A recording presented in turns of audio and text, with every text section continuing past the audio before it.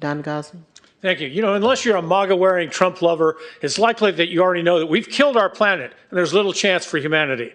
To counter this, we love to pass legislation that, on the surface, it looks like it will fix the problem and all will be well with the world. Many times, these legislative efforts will have names that will say everything that needs saying. For instance, after 9/11, how would anybody be against the Patriot Act?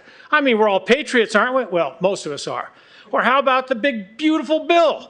We love to supersize things. We all love things that are beautiful, right? And now we have the Polluters Pay bill that we're being asked to support.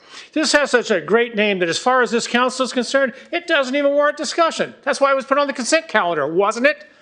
Okay, I first want to ask this. How many of you have actually read this legislation? And there's a survey, a link to this resolution and the legislation. How many of you actually read the survey? With this, any legislation, like the Patriot Act and the big beautiful bill, the devil is in the details. For example, were you aware that this legislation will require polluters to pay for the alleged damage that they've done back to 35 years? Were you aware that the total cost of these polluters will go into the mid-hundreds of billions?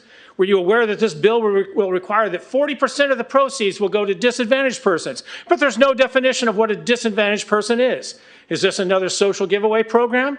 Does anyone with half a brain think that these polluters will simply absorb this gigantic penalty, or do you think that maybe they might pass it on to the people buying and using their products?